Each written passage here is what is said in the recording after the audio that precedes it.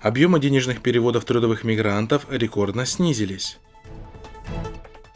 Коронавирус в Центральной Азии. Экономисты прогнозируют стагнацию в мировой экономике. Заказ мало, но каждая неделя 4000 или 5000, вот так, а больше нет.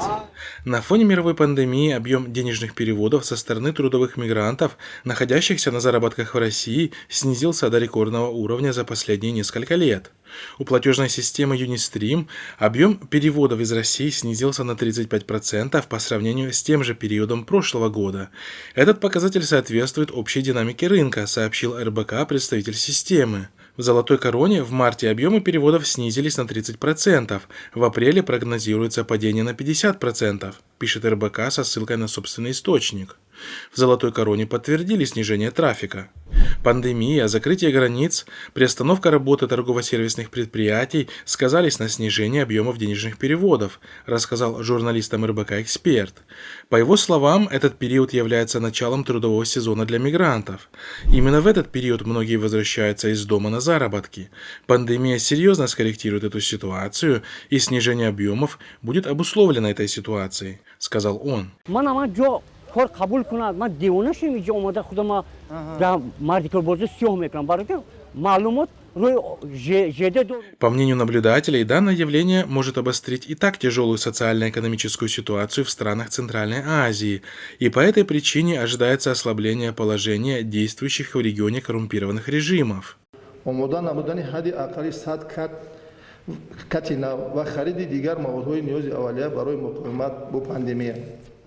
Напомним, что денежные переводы из России в Таджикистан составляют половину ВВП страны. Согласно данным Всемирного банка, Таджикистан по этому показателю находится на первом месте в мире, а на втором находится Кыргызстан с 32% от ВВП. Экономическая деятельность замедлилась в связи с тем, что закрытие границ произошло. Это уже свершившийся факт. Деловая активность падает. Денежные переводы по январю месяцу 2020 года на 14% тоже снизились. Respublikasi hududida 30 va 60 kunlik muddatga vizasiz va elektron viza asosida kirib kelgan hamda karantin e'lon qilinganligi munosabati bilan. По данным МИД Узбекистана, в настоящее время 23 узбекистанца, находящиеся за рубежом, заражены коронавирусом. Из них в Австрии 1, Армения 1, США 10, ОАЭ 1, Республика Корея 1, Пакистан 5, Россия 1, Таиланд 1, Казахстан 2. Трое из них уже скончались, США. В свою очередь, внутри Узбекистана, по информации на 6 апреля, количество заразившихся достигло 397 человек. Мы будем ежедневно информировать вас о принимаемых мерах Государственной комиссии, правительства, центральных госорганов. В Казахстане зафиксировано 651 заразившихся, в Кыргызстане 228.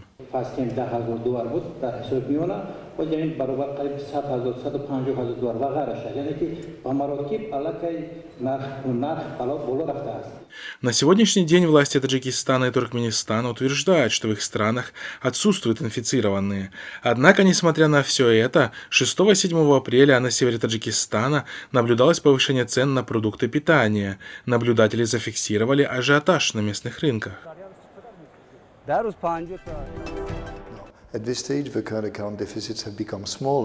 Бывший главный экономист Международного валютного фонда Оливье Бланшаром спрогнозировал, что ждет мир, когда он оправится от пандемии. По мнению Оливье, самое трудное еще только предстоит, а чтобы справиться со всеми последствиями, потребуются годы. Об этом он рассказал в интервью шведской газете «Свенска Дагбладет».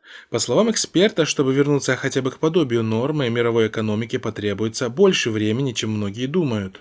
Я думаю, этот кризис следует разделить на два этапа. В первый нужно постараться уменьшить количество зараженных и дать системам здравоохранения все, что требуется.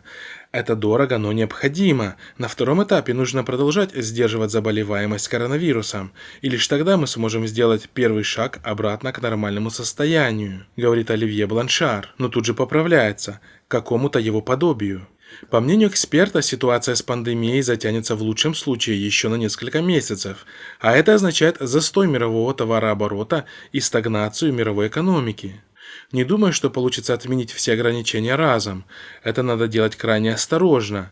Не исключено, что после того, как власти снимут определенные ограничения, количество зараженных вырастет и придется их снова вернуть, считает эксперт. On va donc t'imaginer